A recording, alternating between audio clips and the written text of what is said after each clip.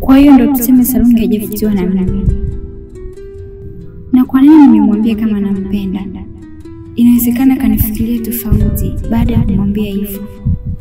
Ila sawa tu, vyovyote tutakavyonichukulia, ila kiukweli nampenda sana, na nitahakikisha nafanya kila kitu tuwe pamoja. Kwa nini Chala ananipenda? Yanamaanisha au kwa kuwa tu ile siku tulifanya mapenzi? Lazima kwanza nijue hili kabla sijafanya maamuzi.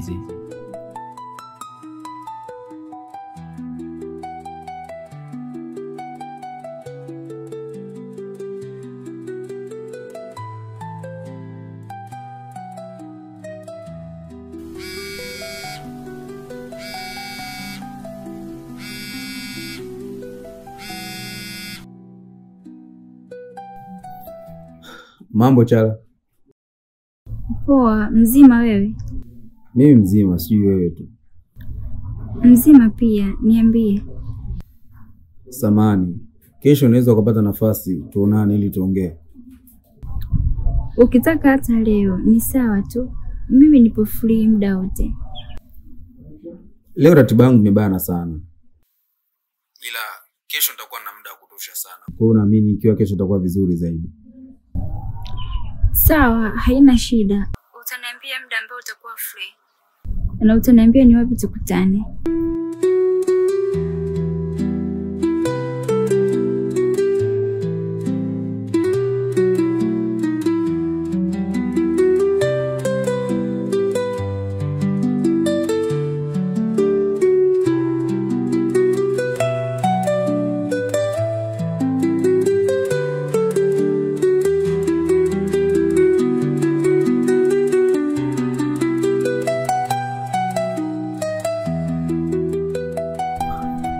Salungi,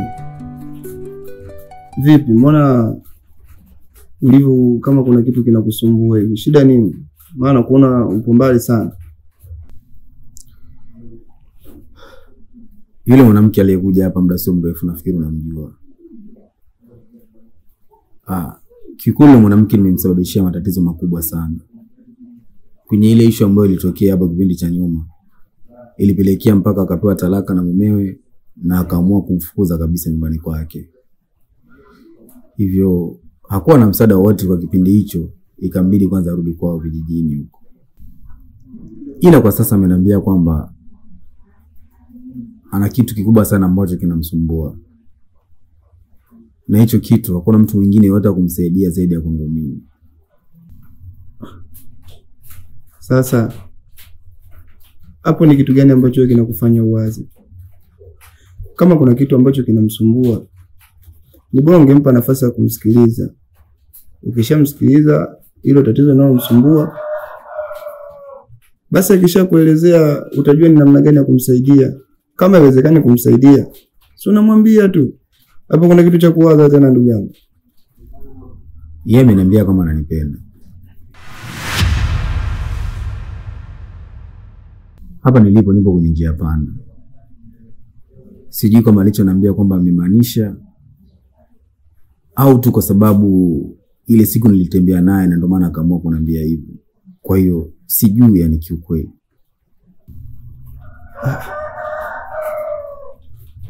Kwa Salungi, unataka kuniambia kwamba siku ile nilivyoacha pale, mlivyozinduka nyie, mlifanya tendo? Kwa hiyo kijumbe litegemea nini? Wakati sisi tulipoamka pale, wote tulikuwa hatuna nguo. Tupo kama tulivyozaliwa. Wewe unafikiri kitu gani tena kingetokea? Basi sawa ndugu yangu. Mimi naomba unisamehe sana mimi. Kwa sababu isingekuwa mimi sidhani kama yale yote yangetokea. Au mngekutana kwa namna moja ama nyingine. Na hisi mimi ndo sababu iliyopelekea mpaka nyinyi mkakutana kimwili. Kwa hiyo mimi naomba uniwie radhi sana ndugu yangu. Nisamehe sana sana. Kuhusu hilo wewe usijali. Ni mambo ya kawaida tu kwenye maisha. Vitu hivyo uoga vinatokea sana. Lakini pia hayo ni mambo ya nyuma ameshapita. Kwa sasa mimi nitajaribu kukaa naye chini, nitaongea naye ili mradi nijue ni kweli alichoniambia kwamba anamaanisha au labda kuna kitu kingine ambacho anaanza katika akili yake. Kwa hiyo naamini tu nitajua ukweli na kila kitu kitakuwa sawa. Wewe haina sababu ya kujilaumu sana. Basi hamna noma. Mimi kwa sasa kuna sehemu kwanza naenda. Kuna mtu naenda kuzungumza naye. Ila baada ya muda tu kidogo nitarudi. Sitokaa sana. Sawa mwanangu, kuwa na amani.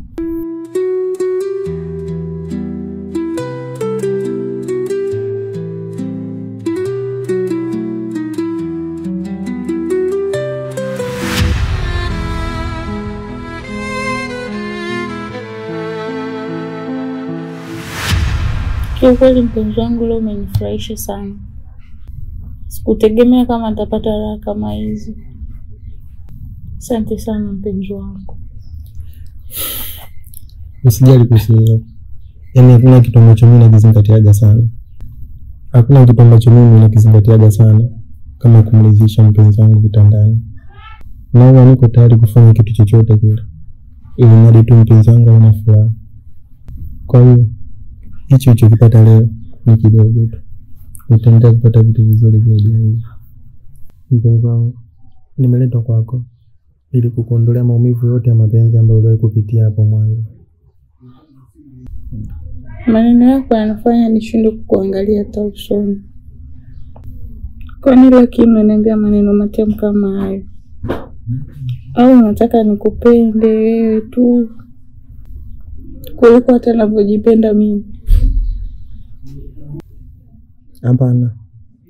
Lengo langu natamani ujisikie mwanamke mwenye bahati sana na pekee sana hapa duniani.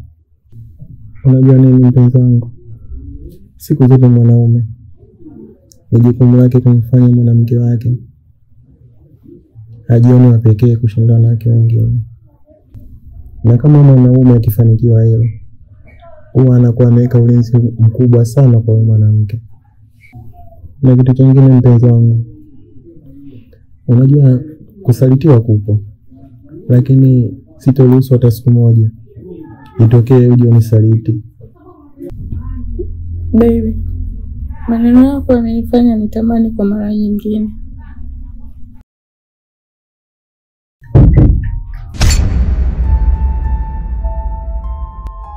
Babe, wewe ni nani?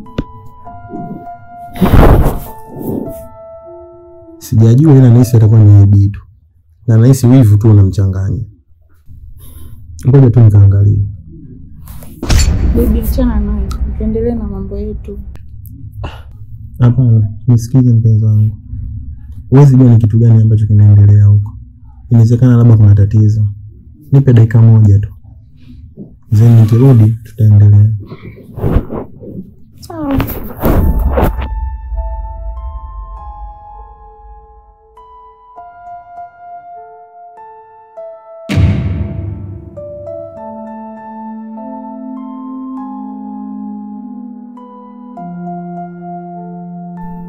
Haya wewe, kichokoleti hapa nini?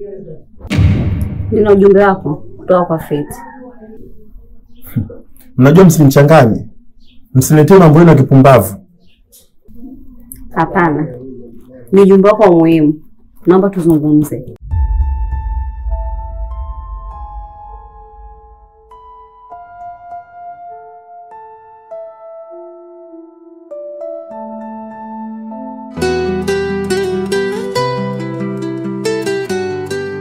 Kwanza asante sana Kijungu kwa kuitikia wito wangu. Lakini pia samahani kwa kupotezea muda. Mimi sifikiria hapa ni sehemu sahihi sana ya mimi kukaa. Naomba uniambie ulichoniitia, mimi niweze kuondoka zangu nyumbani. Sawa. Kijungu, mimi najua Asnati amekukosea vitu vingi sana. Amekufanyia vitu vingi sana vikubwa, kiasi kwamba hastahili kusamehewa. Ila kwa wakati huu Asnati anapitia wakati mgumu sana. Na hakuna mtu mwingine yeyote ambaye anaweza kumsaidia zaidi yako. Mimi peke yangu siwezi. Kiukweli Asnati anahitaji sana msaada wako. Epi, hebu jaribu kwenda kwenye pointi. Yaani mimi naona unanichanganya. Asnati anahitaji msaada wangu, msaada gani? Na matatizo ni matatizo gani? Mimi sifikiri kama Asnati ana msaada wowote au ana matatizo yoyote ambayo yanahitaji msaada kutoka kwangu. Yeye kafanya kitu ambacho alichostahili kukifanya kwangu na kafurahia kile ambacho kakisababisha kwangu. Kwa hiyo si tushakubaliana. Yeye atabaki na maisha yake na mimi nitabaki na maisha yangu. Kuna kitu gani ambacho kakisahau tena kwangu sasa? Mpaka leo hii hahitaji msaada kutoka kwangu. Kijungu, mimi najua bado hujanielewa. Iko ambacho kimekutokea wewe, mwenzio amemkuta makubwa zaidi. Kijungu, Asnati amebakwa. Na kinachoumiza zaidi wale watu waliombaka wamerekodi. Hivi, jaribu kufikiria. Kama wakija wakivujisha ile video, italeta picha gani? Au yeye mwenyewe atakuwa kwenye hali gani? Jaribu kuwa kama wewe ndo Asnati sasa afu umefanywa kile kitendo. Kiukweli sasa hivi tusipokuwa makini tunaweza kabisa tukampoteza Asnati. Kiukweli Epi umenitisha sana. Yaani umenitisha mno. Yaani ulivyoniambia kwamba Asnati kapata matatizo, mimi nikajua sijui matatizo ya aina gani. Kumbe ni kubakwa. Yaani kabakwa tu. Epi, mimi sifikiri kama kwa umri aliokuwa nao Asnati ni umri ambao unaweza ukamfanya apate matatizo kisa kubakwa. Na ukizingatia Asnati mwenyewe hiyo tabia kazoea. Yaani twende tu kwenye maisha uhalisia. Alafu nikuhesabie idadi ya wanaume ambao Asnati katembea nao. Mimi sifikiri hata hiyo idadi ya hao wanaume ambao wamembaka inamfikia hao wanaume ambao yeye katembea nao. Kwa hiyo mimi nafikiri hayo sio matatizo. Ila hiyo kwake ni burudani. Yaani Asnati sasa hivi anaenjoy. Kwa hiyo mimi sina msaada wowote ambao mimi naweza kumsaidia Asnati. Alafu kingine Epi, Asnati kasababisha matatizo makubwa sana kwangu. Asnati kapoteza future nyingi sana kwangu. Yaani kitendo cha yeye kuvujisha zile video, alafu mimi kupoteza kazi yangu, ni kitendo ambacho sitokuja kukisahau kabisa kwenye maisha yangu. Na hata ikitokea siku mimi naipata hiyo video ambayo Asnati karekodiwa, basi mimi nitakuwa ndo mtu wa kwanza kuiposti kwa watu wengine. Yaani nitaishare. Hata kama sijapata video, nitashare hata linki, ili mradi watu wengine wote waweze kuona. Epi, matatizo aliyonisababishia Asnati ni makubwa wewe. Yaani matatizo aliyonisababishia yule mwanamke ni makubwa. Sitaki hata kuyazungumzia. Yaani sitaki kabisa kuyazungumzia. Naomba tu mfikishie salamu zangu. Umwambie kwamba mimi sina chochote kile cha kumsaidia. Na wala asinitafute kwa chochote kile. Kwa lolote litakalomkuta kwenye maisha yake naomba asinitafute. Please. Asinitaje hata kwenye kinywa chake, sitaki, yani sitaki. Siku nyingine Epi, kama hauna jambo lolote la kuzungumza na mimi, naomba usiniite tena kwenye hivi vikao vyako vya kipuuzi. Sitaki uje unitajie jina la Asnati tena kwenye kinywa chako. Kijungu. Mungu wangu.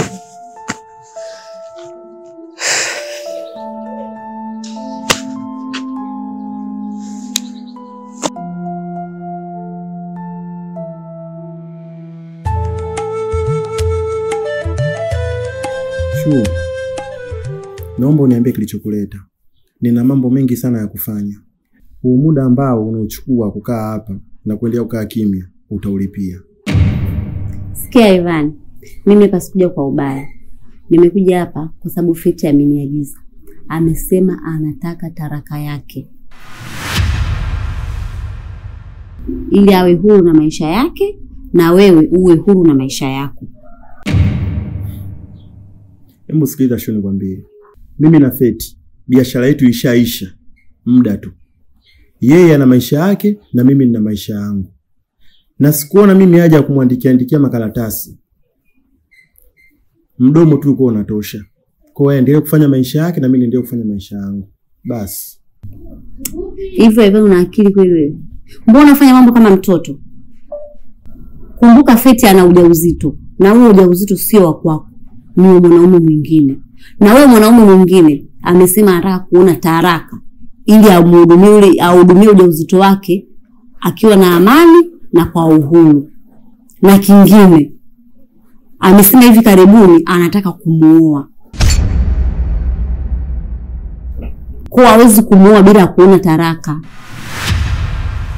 Shu, kumuoa kivipi yani? Mbona sijakuelewa? Sasa hapo nini hujaelewa? Au hujaelewa kusikia ndoa au? Tena tu nikupe ubuyu. Huyo mwanaume aliyempata kwanza ni handsome boy. Na ana pesa zake. Sio wewe kapuku hapa. Saizi Feti hanuki shida tena. Kwa hiyo cha kufanya ni wewe tu kutoa taraka yake. Aendelee na maisha yake. Acha kumzibia riziki mwenzio. Kwanza Shu, ngoja nikwambie. Haya mambo ni ya kifamilia. Kuna vitu vingine wewe havikuhusu. Alafu nikwambie kitu kingine ambacho labda ujue. Mimi na Feti hatujaachana. Bali tumepeana likizo tu. Na muda si mrefu nitamfuata mke wangu. Na hakuna kututenganisha. Na kuhusu hiyo mimba nitalea tu, kwa sababu kitanda hakizai alama.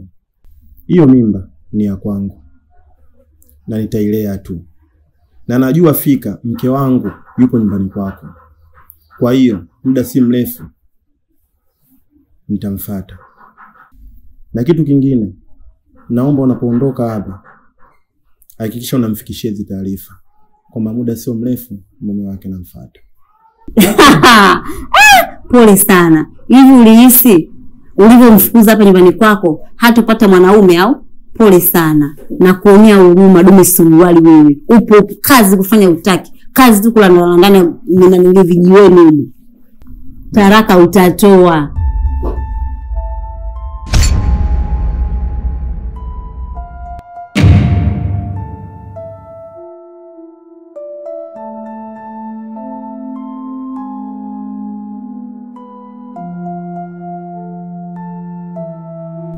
Babe, huyu nani yako? Mbona anapiga mikelele nyumba nzima anasikika yeye tu? Ivan, kwa kuwa umemfukuza mke wako ili ulete maraya zako huko ndani. Nilikuwa na kuheshimu na kuona bonge la mwanaume. Kwa hiyo ulikuwa unasema Fiti aje tulie Fiti Mungu na wewe hiki nini?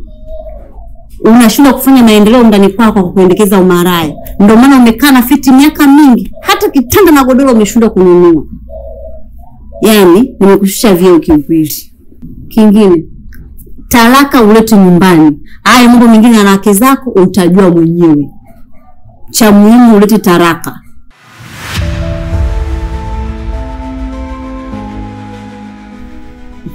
Dada, pole sana. Hujapata.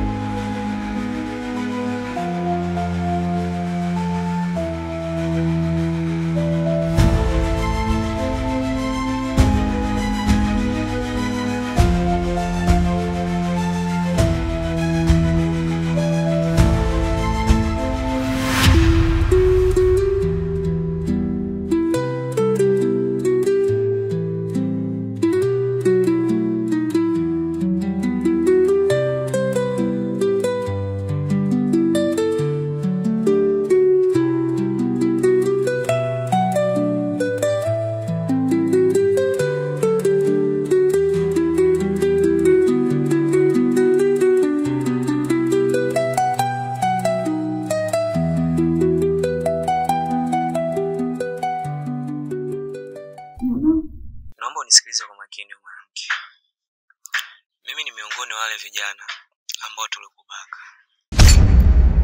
Lengo la kupigia simu hii, nahitaji unitumie milioni 3. Na ninakupa siku 3 kukamilisha zoezi hili.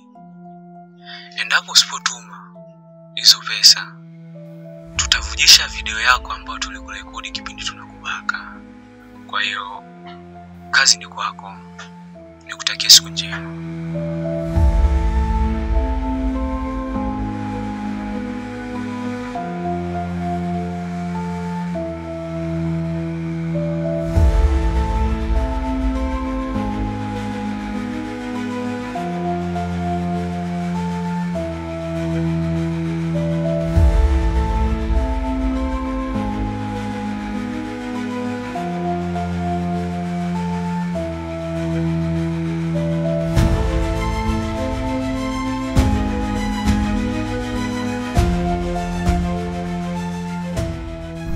Asante.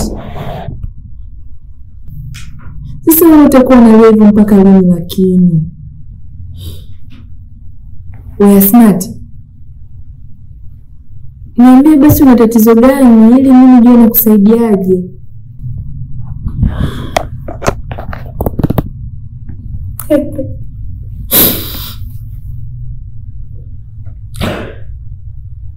Nachoka.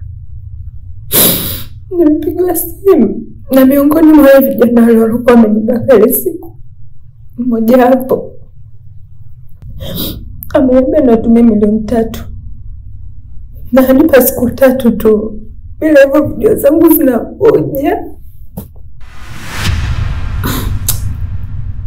Kwanza tuliza pressure. Nipo hizo namba nipigie.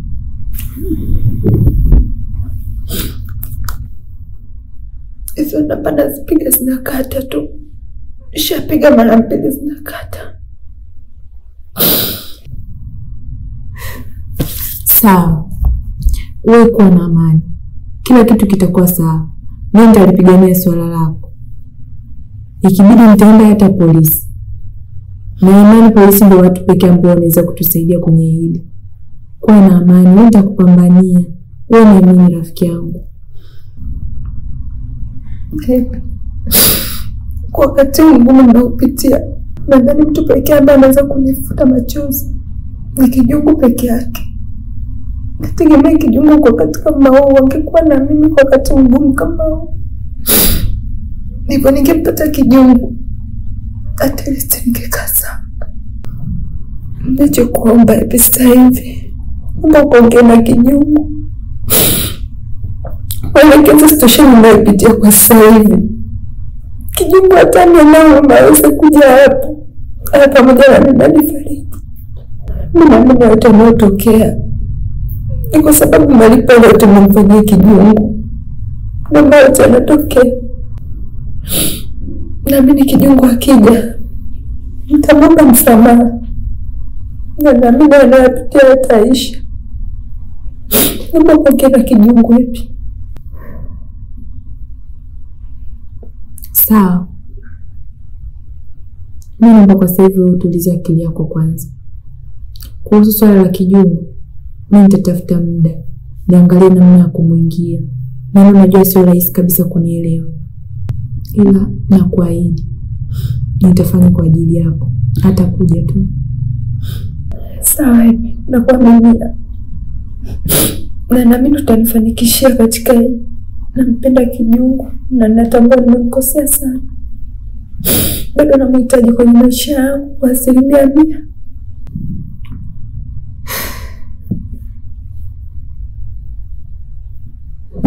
Sawa, nimekuelewa. Leo nilikuwa nakula. Malizia basi chakula chako tukapumzike.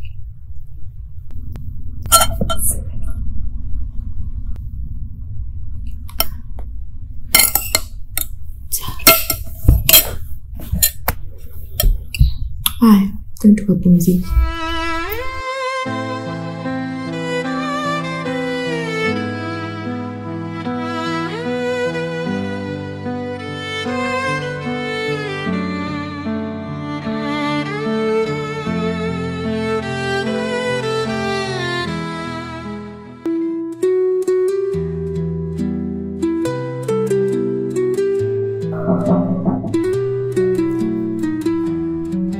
Karibu.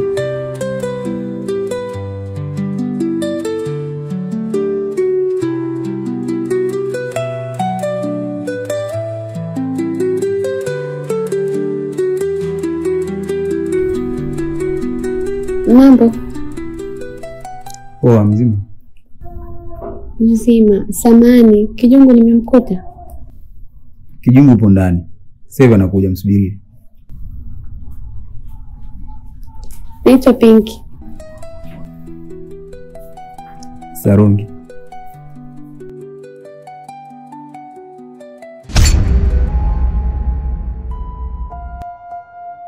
Hiyo ndo nini sasa? Kamuona mshikaji leo tu shughuli kibao, baada mwingine jao kweli, au ndo kadaika na ile rangi. Sasa subiri, siwezi kukubali. Yaani lazima nifanye kitu kwenye hili. Yaani siwezi kunyang'anywa tonge mdomoni hivi.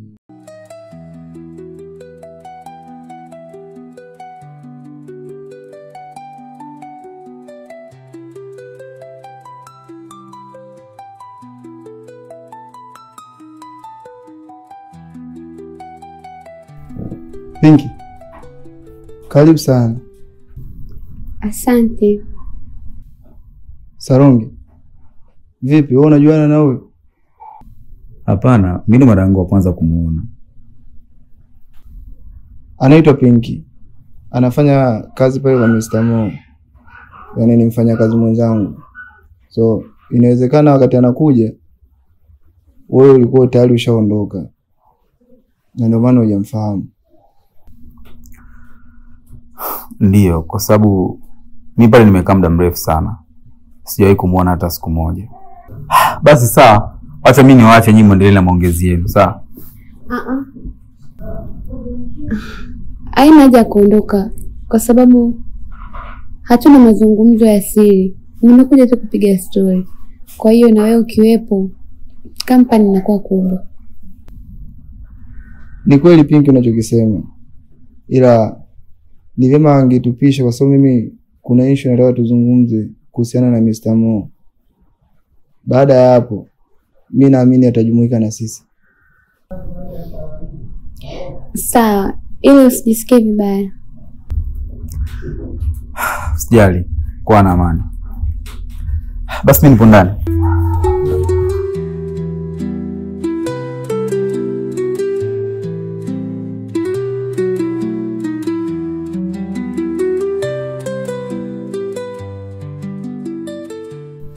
Vipi sasa kuhusu ile issue wewe na Mr. Mo? Mshaongea? Kwa sababu mimi siku zinazidi kwenda najua. Alafu bado sielewi chochote kuhusu mazingira ya kule kazini. Kiukweli Kijungu nimeongea naye. Lakini Mr. Mo hajaonyesha uelewa wowote. Yaani amenikatalia. Labda ninavyoona tumpe muda. Hasira zikipungua kila kitu kitakuwa sawa. Kwa hiyo ni wewe tu hapo kuwa na subira na mimi niongeze juhudi. Unajua hii ni hatari sana kwangu. Kwa sababu ninavyoona maisha yanazidi kuwa magumu sana kwa upande wangu. Kiukweli mkabila kazi ni kipengele sana hasa kwa hapa mjini. Wewe mwenyewe unajua Pinky. Sasa hii itawezekanaje? Au kwa nini Mr. Mo anaamua kunifanyia yote haya? Ni kweli unachosema, lakini kama nilivyokuambia, tuwe na subira, kila kitu kitakuwa sawa. Alafu vipi kuhusu wewe mkaka nilomkuta hapa? Ni unafahamiana naye vipi? Unamzungumzia nani, Sarungi? Mimi yule ni rafiki yangu. Nilikuwa nafanya naye kazi pale ofisini kwa Mr. Mo. Lakini kuna issue zilitokea pale ofisini akafukuzwa. Alafu mazingira yake ndio yamemfanya mpaka afukuzwe. Unajua yule simuone ni mzuri vile, handsome boy, lakini ana matukio ya ovyo sana yule jamaa. Yaani ni malaya mno. Yaani uweze amini. Katembea na mke wa Mr. Mo. Mr. Mo alivyojua tu akaamua kumfukuza. Tena sio mke wa Mo tu peke yake. Yaani yule pale katembea na wanawake hivi. Yaani short yule jamaa ni malaya kinoma. Na ndio maana matukio yake hayo yamemsababisha afukuzwe kazi. Wewe Kijungu. Sasa mbona anaonekana kijana mstaarabu vile? Anaonekana ni mpole. Usikute amemsingizia maana dunia hii. Wewe unjui tu yule jamaa. Yule hajamsingizia, amefanya kweli. Yaani hadi ushahidi upo na video zipo zikionyesha kwamba yeye amelala na mke wa Mr. Mo. Na kama uamini mimi naweza nikakuonyesha hata hizo video zenyewe. Lakini Pinky, kwa nini unapenda sana kumuulizia huyo jamaa kuhusu issue zake yeye mwenyewe? Kwani kuna issue yote ambayo inaendelea baina yako na yeye? Au mnajuana kabla? Maana naona mmekutana tu leo lakini tayari mambo yashakuwa mengi. Hakuna shida yoyote, ila tu hiyo historia fupi imenifanya nimwonee sana huruma. Natamani nijue mengi sana kupitia yeye. Kama utojali, naomba kaniitie. Pinki, unajua mimi nashindwa kukuelewa kabisa. Yaani yule mtu ni rafiki yangu mimi. Sawa, wewe umemjua kupitia mimi. Hiyo huruma unayomwonea wewe ni huruma aina gani? Mimi mpaka nimemleta hapa, mimi mwenyewe nilikuwa namuonea huruma hivyo hivyo. Na hivyo issue zake ya service zinaenda vizuri. Sasa wewe unachotaka kuzungumza naye ni kitu gani hasa? Wewe hapo umekuja kunifuata mimi. Unaje kumfuata yeye? Haya, unataka uzungumze naye kitu gani? Hebu achana hizo habari bwana. Tuongelee mambo yetu basi. Huyo mtu achana naye. Kwa hiyo mama kunikatalia, si ndio? Sawa, sijali. Mimi na imani Mungu atanikutanisha naye popote pale na tutazungumza. Kwa hiyo Pinki, Pinki.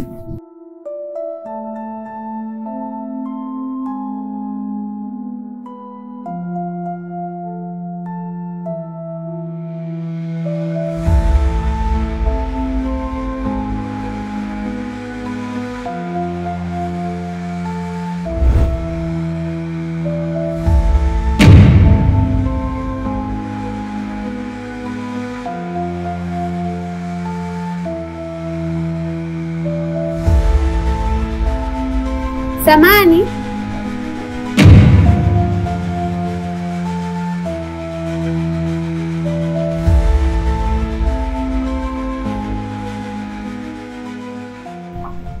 Vipi, ndio mmemaliza maongezi yenu tayari? Ndiyo tayari. Alafu mbona nilikuacha ndani, imekuwaje sasa hivi upo huko? Ndio mnaongea pale. Mimi nilitoka mara moja nilienda kufuata vocha dukani. Sema nilipitia mlango wa nyuma huko. Nilishindwa kupita pale kwa sababu niliona nitadisturb.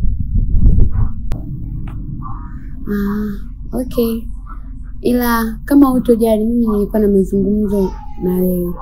Kwa hiyo nilikuwa naomba unisaidie namba yako. Vipi, kuna usalama lakini? Hakuna shida yoyote, ni namba yako tu. Sawa.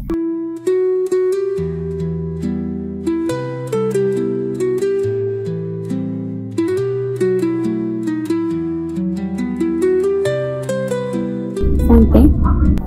Sawa, karibu. Bye.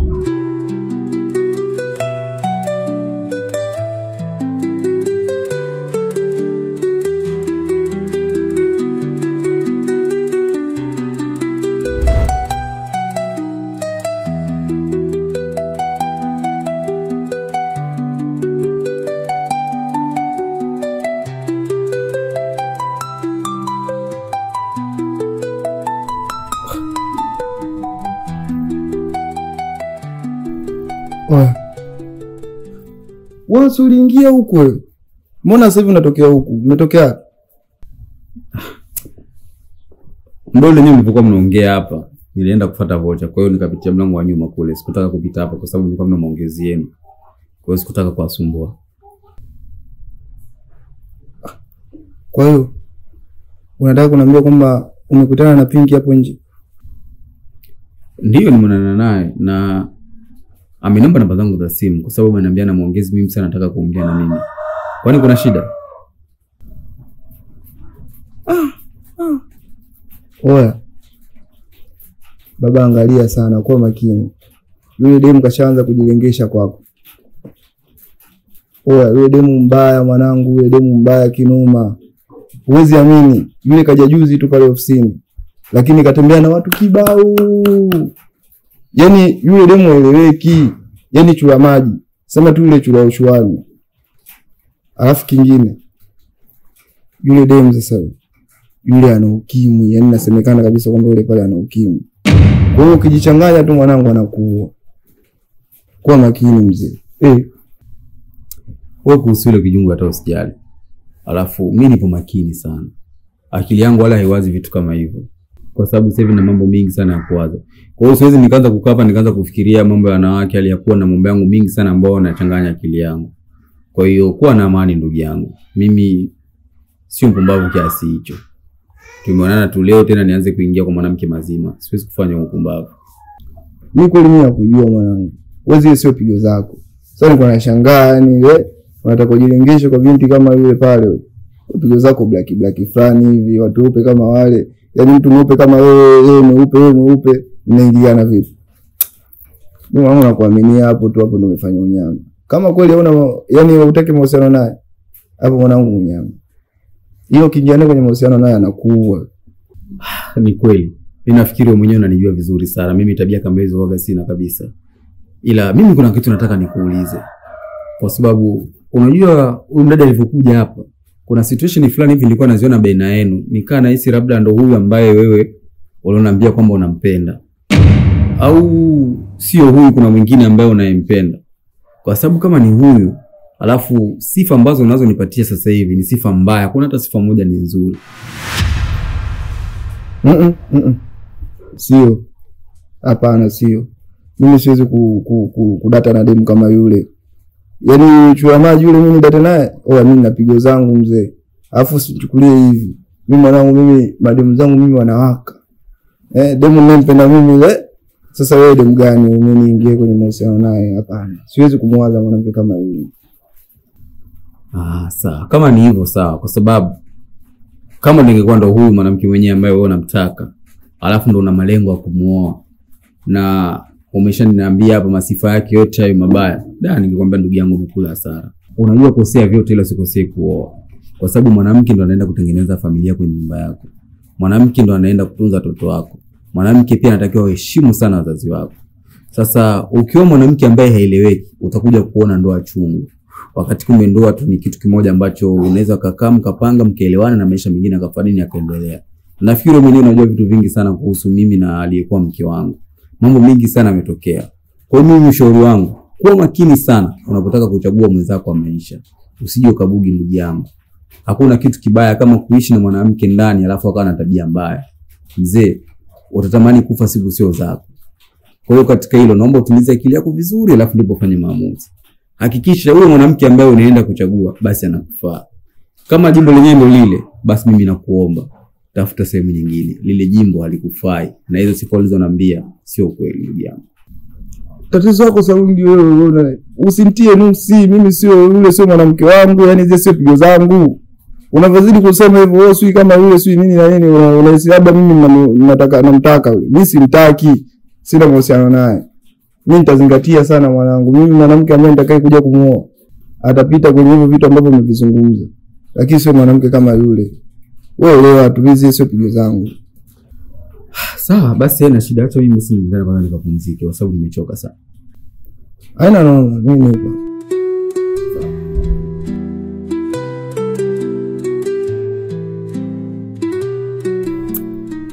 Sasa mimi ndo nini? Sasa watu ningemwambia ukweli. Sasa udemu uje naweza nikamkosa hivi hivi. Sio na mahusiano naye. Shajichanganya.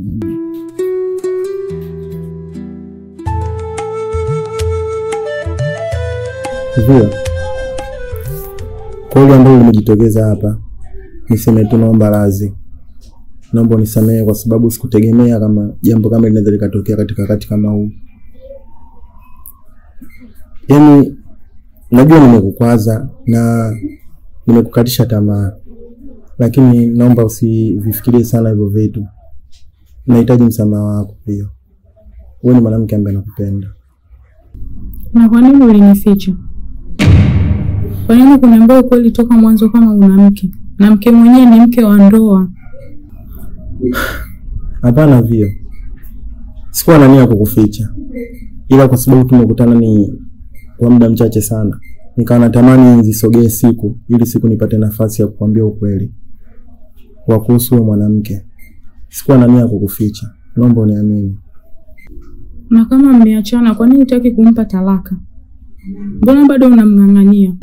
Unampenda mkeo na mimi unipendi. Yaani wewe nia yako ni kunichezea mimi na kunipotezea muda wangu. Na najuta sana kwa nini nilikukubalia mapema bila kukuchunguza tabia zako. Sio kama sikupendi. nakupenda, lakini yani kuna kitu ambacho mimi kisema nitoe talaka kwa yule mwanamke, kuna vitu ambavyo mimi nitapoteza kwenye maisha yangu. Na ndio maana kwa mgumu sana kutoa talaka.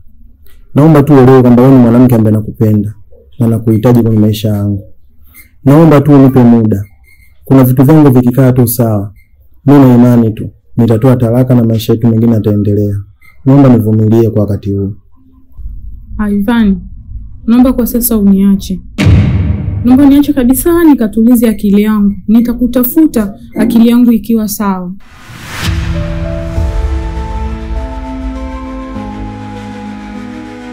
Hivyo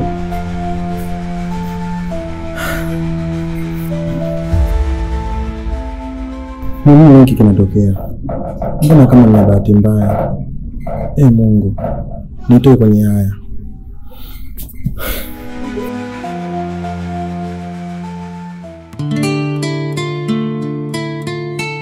Chala, ujumbe wako mimi nimeupata, ila kabla sijakujibu kitu chochote, kuna kitu kwanza naomba nikuulize. Ni kitu gani hicho?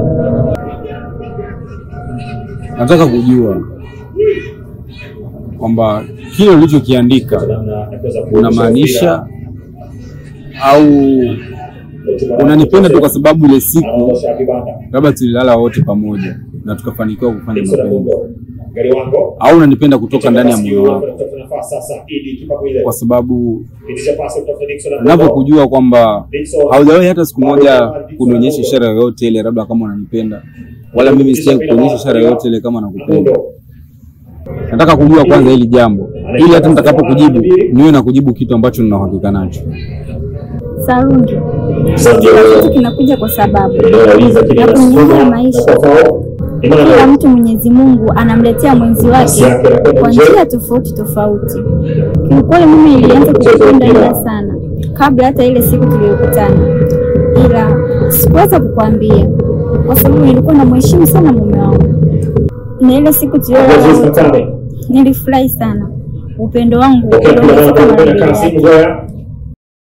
Mimi nimekuelewa Chala, ila kwa sasa naomba unipatie muda niweze kufikiria katika hili, kwa sababu wewe mwenyewe unajua ni changamoto gani ambazo nilizopitia kwenye mahusiano, na ni muda mchache tu. Kwa hiyo nahitaji muda wa kutosha ili niweze kufikiria, na mimi baada hapo nitakupa majibu mazuri ambayo yanaweza kukuridhisha moyo wako, ila kwa sasa naomba uniache kwanza. Nakuelewa sana Sarungi, naomba hayo majibu yako yasichukue muda sana, na naomba unipe majibu mazuri yatakayopa moyo wangu furaha na sio